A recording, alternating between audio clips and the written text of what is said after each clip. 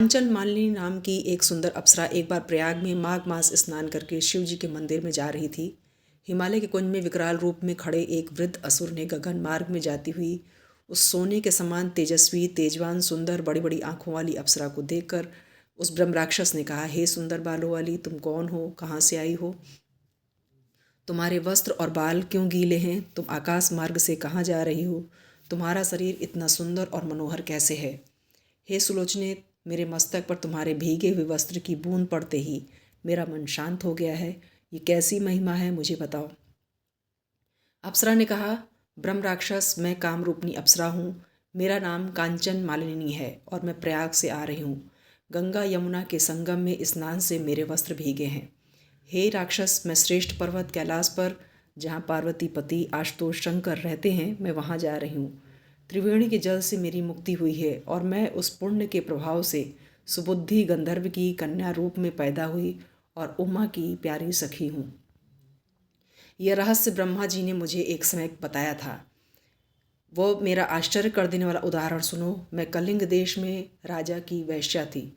रूप सुंदरता से पूर्ण से नगर में शिरोमणि थी, जिससे मुझ पर वो सारा नगर मोहित था तथा अमूल्य वस्त्र, गहने, धन और पोशाक मैंने प्राप्त किए। मेरे पास स्वर्ण की कोई कमी नहीं थी। युवा पुरुष मेरे चरणों की सेवा करते थे। कई लोग मेरे लिए आपस में लड़ झगड़ कर मृत्यु को प्राप्त हो गए। इस तरह मेरा समय व्यतीत हुआ।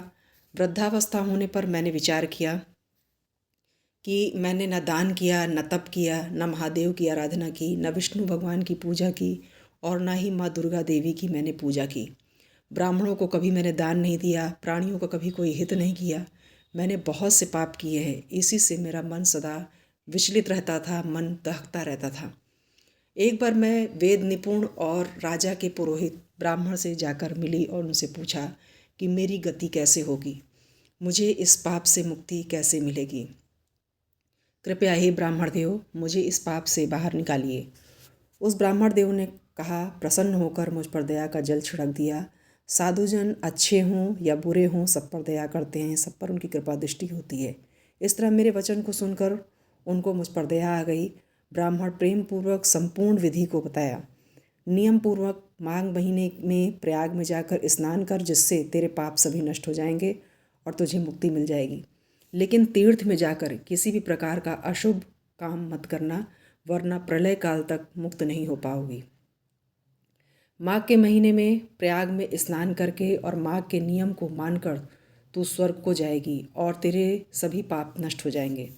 मैं ब्राह्मण के चरणों को प्रणाम करके सब कुछ छोड़कर प्रयाग स्नान के लिए गंगा जमुना के संगम जाकर स्नान किया। हे वृद्ध निशाचर, उस स्थान में 3 दिन के निवास और स्नान और नियम से ही मेरे सभी पाप नष्ट हो गए और शेष 27 दिन में स्नान के पुण्य से मैं देवतुल्य हो गई। गिरिजा मेरी प्रिय सखी होकर मैं कैलाश पर्वत में भ्रमण करती हूँ।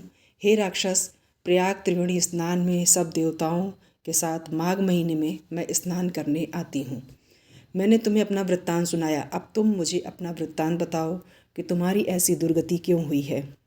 इतनी भयानक दाढ़ी, मूछ और इस पर्वत की कंदरा में तुम क्यों निवास कर रहे हो। राक्षस बोला, हे सुलोचने, मैं काशी में वेदों की अनेक ऋचाओं का ज्ञाता था। मैं उत्तम विप्र कुल में पैदा हुआ। निंदित और निषेध बड़े बड़े भयंकर दान मैंने काशी में लिए और मूढ़ बुद्धि के कारण अनेकों पाप हुए। काशी क्षेत्र में कण मात्र भी पाप करने से सुमेर पर्वत के समान विशाल हो जाता है। और उस जन्म में थोड़ा सा भी धर्म मैंने नहीं किया। उसके बाद मेरी मृत्यु होने के बाद तीर्थ में मरने के कारण तो मैं नरक में नहीं गया, किंतु घोर पाप से मैं अत्यंत क्रूर पापी राक्षस होकर हिमालय पर्वत पर, ये मेरा 10वां जन्म है। इस प्रकार मैंने 75,000 वर्ष बीत गए हैं। मेरा ये जन्म 10वां है, 10वां जन्म मेरा हुआ है। अपराध सहित मैं बहुत से जीव जंतुओं को वध किया, उनका भक्षण किया। इसी कारण मेरे मन और दहकता रहता है। तुम्हारे दर्शन करके मेरा चित्त को शांति मिली है। मैंने अपने दुख का सारा कारण तुम्हें कहा। हे कल्याणी, मैं इस दुख रूपी समुद्र से पार कैसे पाऊँ।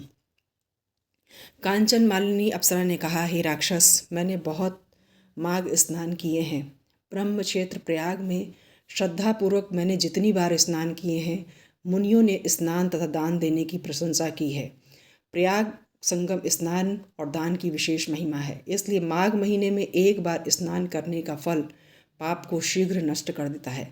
उस पुण्य को मैं तुम्हें देती हूँ, उसे तुझको अभी स्वर्ग की प्राप्ति होगी। तब कांचन मालिनी ने अपने गीले वस्त्र को निचोड़कर जल को हाथ में लेकर उसने माघ स्नान से उत्पन्न पुण्य का संकल्प करके उस वृद्ध राक्षस को दिया। उसी क्षण राक्षस ने राक्षसी शरीर को छोड़ दिया और सूर्य के समान देव रूप हो गया। आनंद के साथ देवताओं के विमान पर चढ़कर आकाश में अपनी कांति से दिशाओं को प्रकाशित करता हुआ सुशोभित हुआ। वह कांचन मालिनी की प्रशंसा करने लगा और उसने कांचन मालिनी से कहा कि अब मुझ पर कृपा करो, मैं पाप न करूं, ऐसी मुझे शिक्षा दो। कांचन मालिनी से अति प्रसन्न होकर उस राक्षस ने कहा, जब तक सूर्य और चंद्र रहें तब तक तुम शिव जी के पास आनंद करो। उमा के साथ तुम्हारा अखंड प्रेम बना रहे। तुम सदा सुखी रहो, प्रसन्न रहो, दुखियों के दुख को तुम सदा दूर करती रहो। वो अत्यंत प्रसन्न होकर के उसने अप्सरा को अनेक आशीर्वाद दिए। ऐसा कहते हुए कांचन मालिनी को प्रणाम करता हुआ वो स्वर्ग को चला गया। राक्षस के उद्धार से प्रसन्न होकर सभी देव कन्याओं ने कांचन मालिनी के मस्तक पर पुष्पों की वर्षा की। माघ स्नान का अद्भुत महिमा का वर्णन नहीं किया जा सकता। कांचन मालिनी से जो असुर मिला उसके पाप क्षीण होने वाले थे, इसलिए उसकी मुलाकात कांचन मालिनी से हुई। इस कथा को सुनने से राक्षसी बुद्धि निर्मल हो जाती है, मन में कटुता समाप्त हो जाती है, किसी प्रकार की बुरी शक्ति का प्रभाव नहीं पड़ता, बुद्धि धर्म के मार्ग में चलती है। ऐसा माघ का महात्म्य है। माघ के महीने में सूर्य मकर राशि में 1 महीने तक रहते हैं, इसलिए माघ के महीने में सूर्योदय से पहले स्नान का अनंत गुना फल है। कहीं भी करें, लेकिन स्नान करना बहुत ज़रूरी होता है। बिना स्नान करने भोजन करने से देवता और पितृ दोनों ही नाराज होते हैं, इसलिए स्नान जरूर करना चाहिए। शास्त्र में माघ महीने में गंगा स्नान का बहुत महत्व है। ऐसा कहते हैं कि वो जीव धन्य है जो गंगा जल का पान करती है, वो नेत्र धन्य है जो गंगा जी के दर्शन करते हैं, वो कान धन्य है जो गंगा के प्रवाह का श्रवण करते हैं, वो मस्तक धन्य है जो गंगा जी की मिट्टी को अपने मस्तक पर धारण करते हैं, और वो हाथ धन्य है जो गंगा तट पर भगवान का पूजन और पितरों का तर्पण करते हैं। ये शरीर धन्य है जो गंगा जी में स्नान करते हैं। गंगा जी के स्नान और दान का विशेष महत्व बताया गया है। गंगा की अद्भुत महिमा है जो मोक्ष को प्रदान करने वाली है। परम पावनी माँ गंगा श्री विष्णु के चरण से निकलकर महादेव की जटा से होते हुए स्वर्ग से धरती पर आई हैं। मुक्तिदायिनी माँ गंगा में भक्ति भाव से गंगा के निर्मल धारा में स्नान और गंगा तट पर दान करना चाहिए। गंगा नदी किनारे किया गया पाप अक्षय हो जाता है, इसलिए तीर्थों में कहीं भी जाने पर पाप अपराध के बारे में सोचना भी नहीं चाहिए, क्योंकि ये ऐसा पाप होता है जिसकी क्षमा नहीं होती, जिसका प्रायश्चित नहीं होता। गंगा के किनारे किया गया पाप अक्षम्य हो जाता है, जो अन्य किसी भी तीर्थ में शांत नहीं हो सकता। इसलिए गंगा क्षेत्र में किसी प्रकार का पाप अपराध करने से बचना चाहिए। गंगा नदी क्षेत्र में जाकर स्नान करते हैं तो उनका शरीर सफल है, लेकिन जो गंगा तीर्थ क्षेत्र में स्नान के उद्देश्य से जाने के बाद भी स्नान नहीं करते, उनके पूर्वज पितृ निराश और दुखी हो जाते हैं। गंगा नदी में स्नान दान करने वाले के पूर्वज पितृ अत्यंत प्रसन्न होकर उन्हें आशीर्वाद देते हैं कि आज हमारे कुल में ऐसी संतान है जिसके कारण हम लोग को सद्गति प्राप्त हो रही है। आशा है वीडियो आपको पसंद आई होगी। अगर वीडियो पसंद आई हो तो लाइक सब्सक्राइब जरूर करें। हर हर महादेव, जय जय भोलेनाथ।